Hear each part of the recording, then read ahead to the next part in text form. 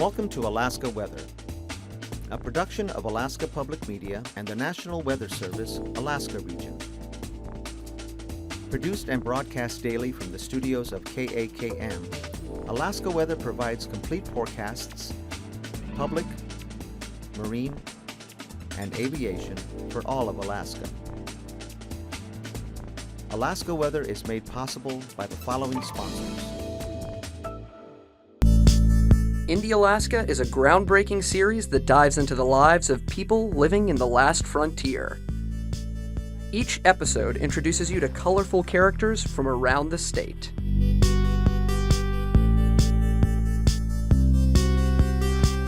Funding for Indie Alaska is provided in part by Alyeska Pipeline Service Company. Catch the latest episodes at alaskapublic.org.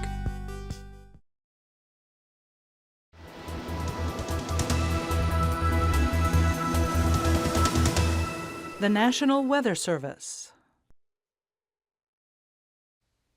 Hey everyone, thanks again for joining us here at KAKM for Sunday's edition of Alaska Weather.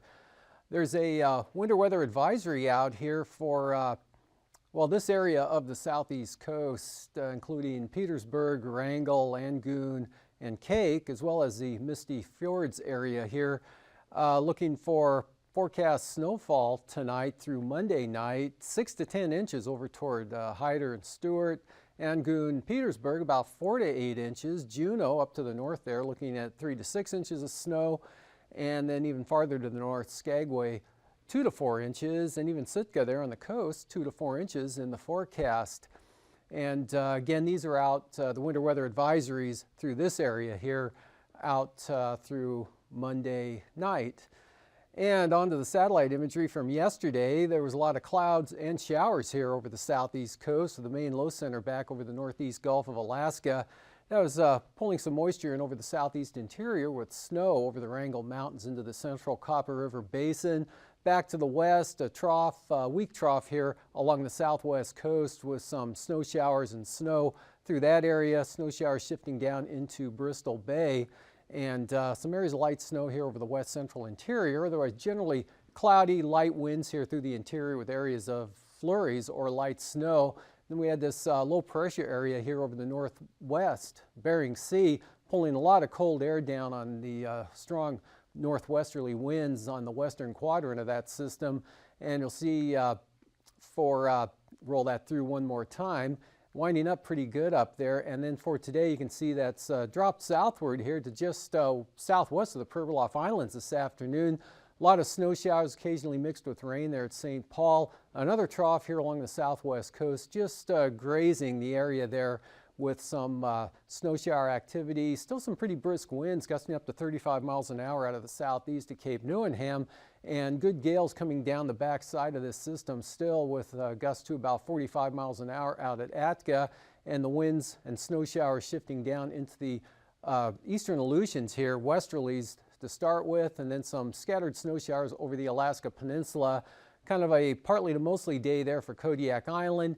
Again, mostly clear here over south central Alaska, Prince William Sound, but some low clouds and areas of fog along Cook Inlet, with this patch of moisture up there right in this area, kind of heading southwestward into the northern Kuskokwim Valley, with some light snow observed at McGrath and Nikolai this afternoon, and then also that moisture coming northward over the eastern interior. That brought some, again, areas of insignificant snowfall, very light there from Eagle down across the middle and upper Tanana Valley areas into the eastern Alaska Range. And then the snow showers here over the northern southeast coast, kind of a mixture of rain and snow elsewhere there. And then that cloud shield there, pretty large, associated with that next developing system that on today's map puts it right about here.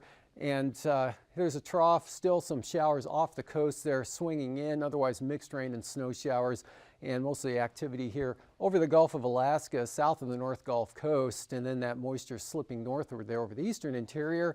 And this low with all the snow showers and snow conditions there coming down over the Bering Sea, the southeast Bering Sea, and into western Prince William Sound. Not a bad day up to the north there. Temperatures well below zero from the Brooks Range, actually the north central interior, up to the north slope areas. A little bit in the way of some flurries and fog over the eastern Arctic coast, and better conditions back to the west. Clear skies here, Kivalina back into the Noatak Valley areas. And for tonight, we'll see this low pressure area drops across the Alaska Peninsula, so gale force northerlies there, strong gales with snow showers on the heavy side at times for the eastern Aleutians. Back up, not so windy for the Alaska Peninsula, but still a lot of snow showers, probably as far north as about Port Heiden there. Otherwise, Bristol Bay pretty good, southwest interior looking good. Fair here across Cook Inlet. Again, areas of fog right along Cook Inlet there.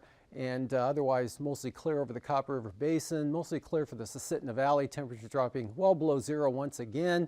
And the snow shower activity here remaining off the coast over the Gulf of Alaska. Snow showers over the northern panhandle, this low pulling up, bringing the rain and wind with it, initially hitting the Queen Charlotte Islands, but that'll be crossing Dixon Entrance, and look for rain to increase this evening from Prince of Wales Island on over toward Ketchikan and Annette, and then it becomes mixed, and then we have the snow advisory area right through here through the central southeast coast, and then the lighter amounts on up to the north.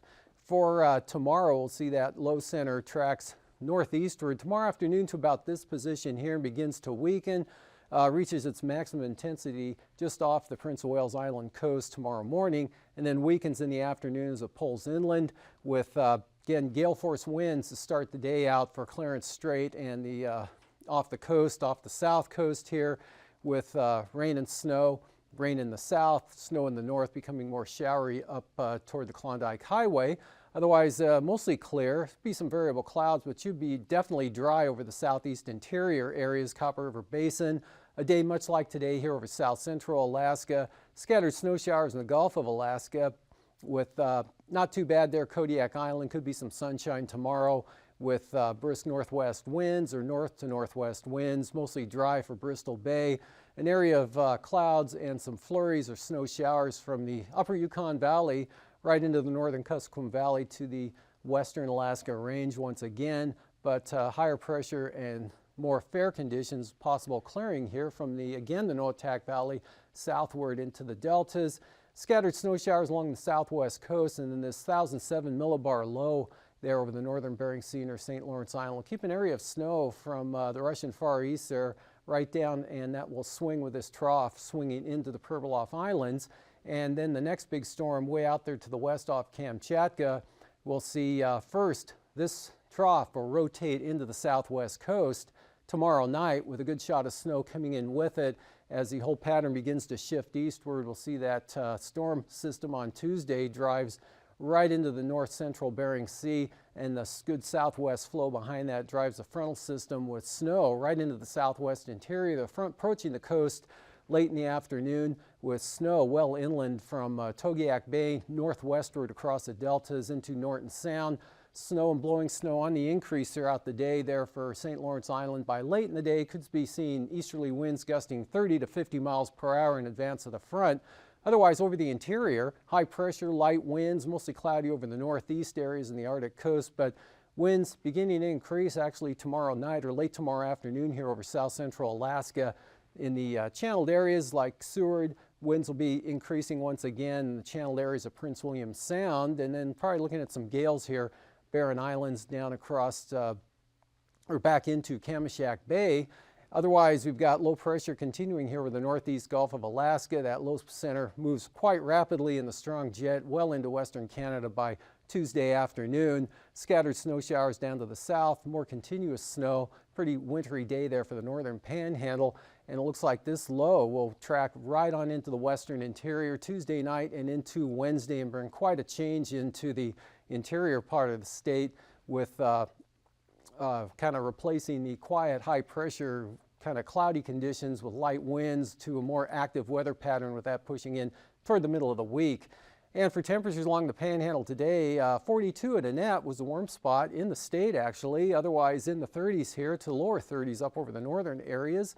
Juneau at 34 degrees with rain and snow showers going on there. 36 at Sitka, Yakutat right at 30. 21 Cordova, a little below zero there in the Copper River Basin, and generally 8 below all they could reach this afternoon anyway at Talkeetna. 9 degrees in Anchorage, 13 at Kenai, up to 24 there at Homer, with 20 degrees in Seward. Lower to mid-30s here for Kodiak Island. Up in the Tanana Valley areas, 0 to 10 below, -6 at Fairbanks, with -1 over at Tanana. In the clear skies there, Bettles, 18 below 0, and -6 over at Fort Yukon, 24 below at Anatuvik.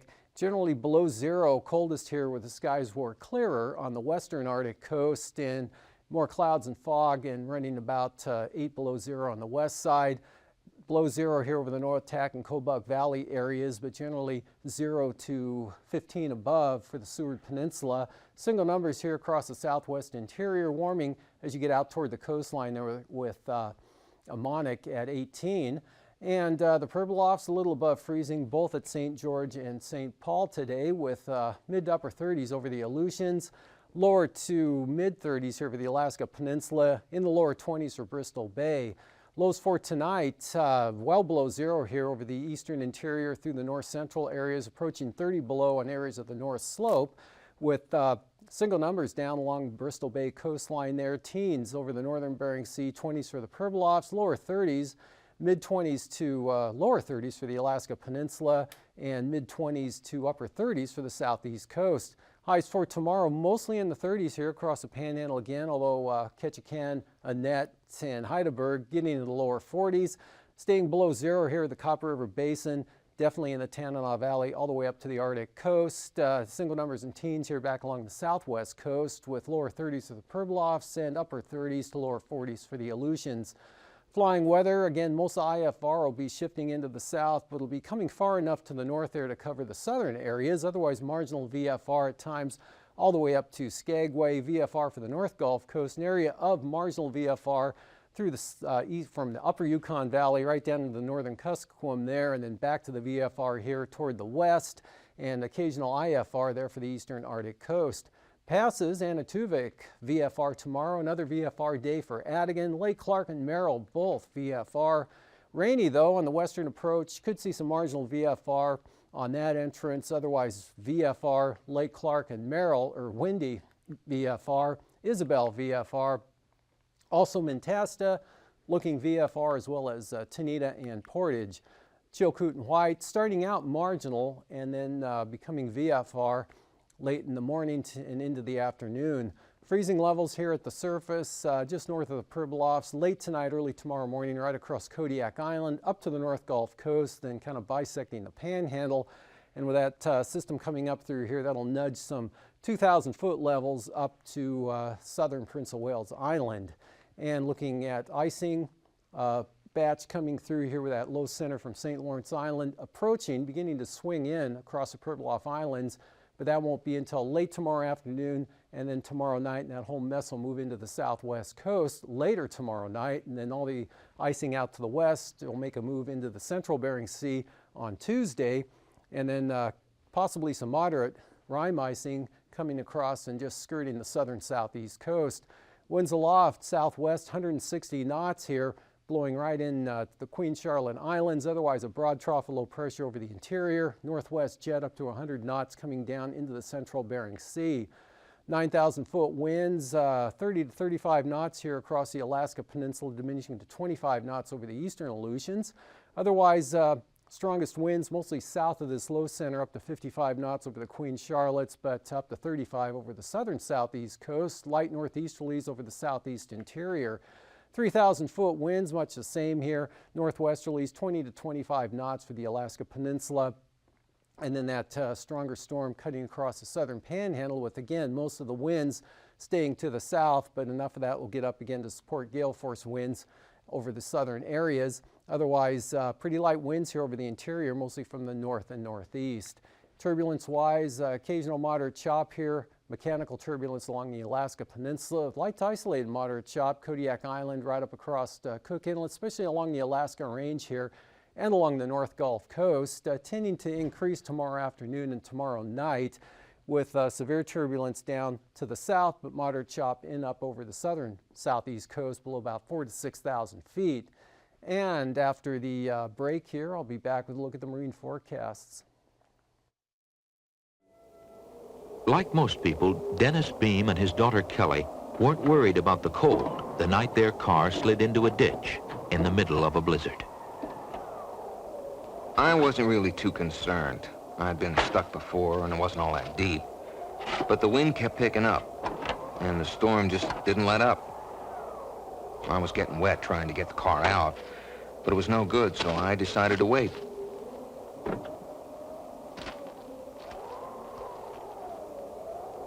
About 9 that morning, we'd been stuck about 4 hours. The storm wasn't stopping at all, and we were really getting cold. I figured nothing was going to happen up there on a country road. No help, period. So I decided to go for help. You stay warm and you stay in the car no matter what, okay? Okay. Everything's going to be okay. I love you. Love you too. Okay, now you be good. Right there. Right there, okay? I didn't want to be left alone, but Dad said he'd be back for me. He promised. Leaving Kelly was like leaving my heart behind, and I didn't know when I'd get it back. I couldn't see a thing. It was freezing. My eyes were frozen shut. I had ice all over my feet, but I had to keep going. There was nothing else to do. Help! Please, this is Kelly Beam. We had a CB radio in the car, so I tried to call for help. Help! But no one answered. I kept wondering where Daddy was. Can you hear me?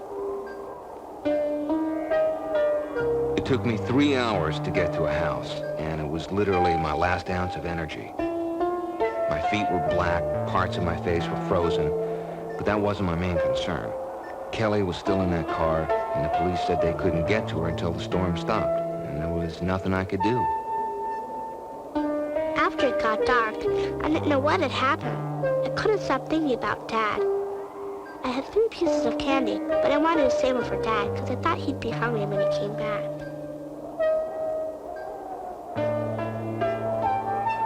After 10 hours, I didn't know what to think. She'd been alone so long. There was a lot of worry time then. Yeah. A lot of thinking time. Kelly's okay. I think. I had to leave her in the car.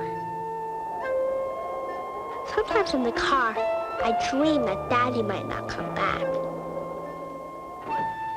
About 1 the next morning, the storm broke, and the police headed off to get Kelly. Have you heard anything? Nothing yet. All I could think was that after 19 hours, who knows, she'd been there so long with no heat. I kept hoping I'd put enough emphasis on staying in that car until I got back. When the rescuers came, I asked if Dad was okay. He said yeah. I was glad, because it was all over and Dad was okay. It's for you? Yes. Thank God. And then the call came. She was okay. My whole world lit up then. Oh, thank God. Thank you very much. Yes. Okay. She's okay.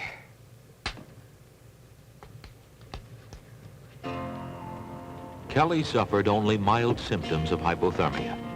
As the snow buried the car, it insulated and protected her from the severe cold and high wind. Dennis was badly frostbitten because of his walk through the snow. Which of the two had been in the most danger? Without a doubt, Dennis.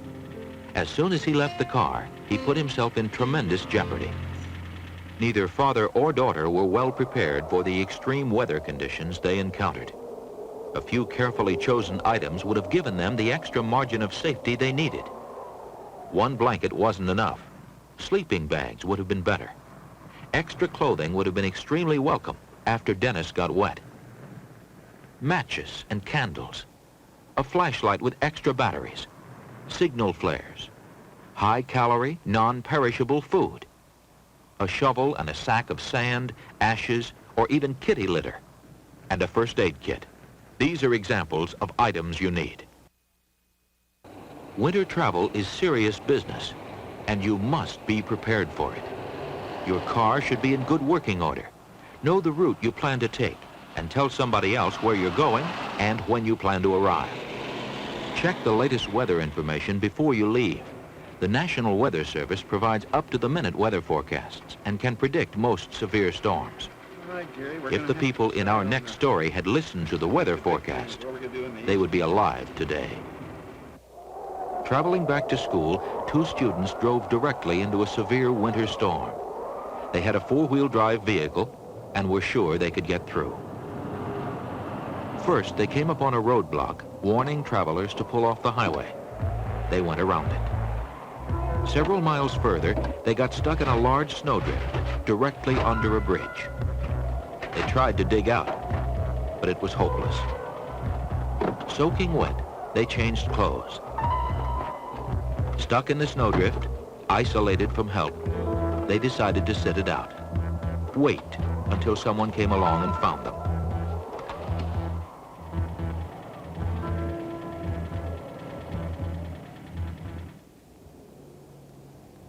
The next morning, someone did. They were dead. They had made two fatal mistakes. One, traveling in the face of deteriorating weather conditions. And two, ignoring a police roadblock. Ironically, it appeared that after they got stuck, they did everything right. They started the car every so often to keep warm. They changed into dry clothing after getting wet trying to dig out. And they didn't abandon their car. However, stuck under the bridge, the wind trapped fatal carbon monoxide fumes around and inside the car. A freak accident? Maybe. But they really died because they didn't use common sense. After those first two mistakes, every other decision only compounded their danger. Ed and Paul Miluski, Dennis and Kelly Beam could have been winter storm fatalities. The two students were. Being prepared for winter emergencies will always better your odds in a snowstorm. So will using good judgment and common sense. These guidelines, if you get caught in a severe snowstorm, will help you survive the cold.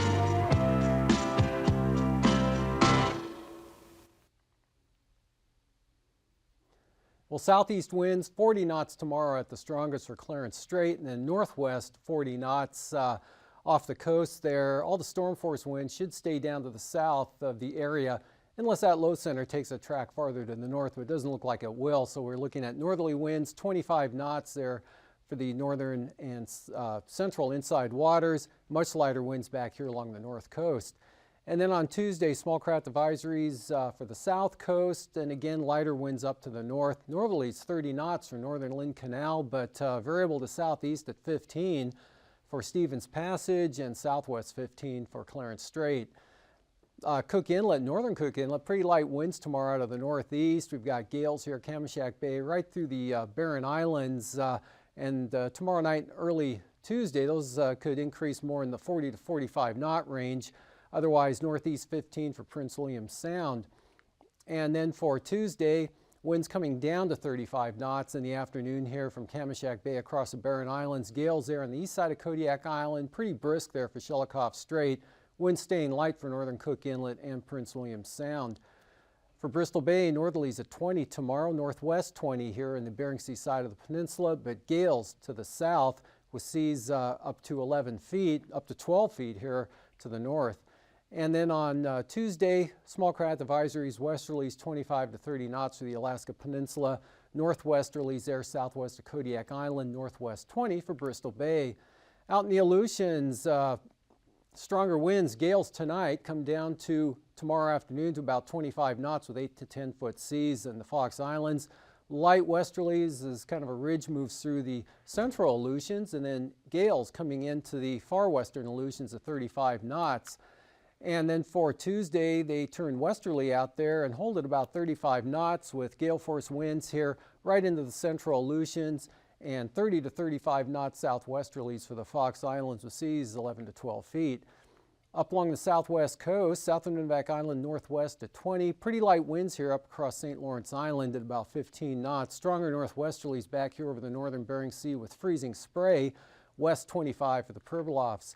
And for Tuesday, southwest 40 for the Pribilofs, that strong low center right up in about this position here, so small craft advisories in advance of it, but northwest 40 with heavy freezing spray back over the north and northwest Bering Sea. Along the Arctic coast, pretty light east to northeast winds at about 10 for the central and eastern areas. 20-knot winds from Cape Thompson here across the western Arctic coast with areas of freezing spray. And then for Tuesday, pretty light winds here, westerlies of 15 on the east side, otherwise kind of light and variable through the central coast, and from Wales up to Cape Beaufort, easterlies at 20 to 25. For tonight, again, this low slides down across the Alaska Peninsula. Good gales here coming into the eastern Aleutians. A lot of snow showers. This low sliding northeastward. Again, bringing the gales in and rain over the southern panhandle. Snow, winter weather advisories over portions in the north. Snow tomorrow here over the Bering Sea down to the Pribilofs. Otherwise, clear and cold here over much of the interior.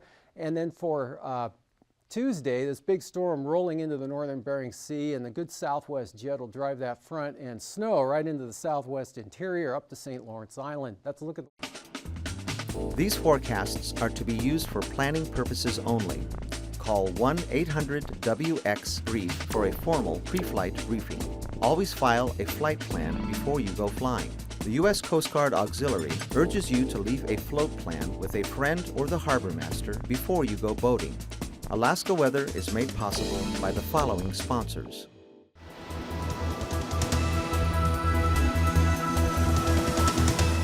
The National Weather Service.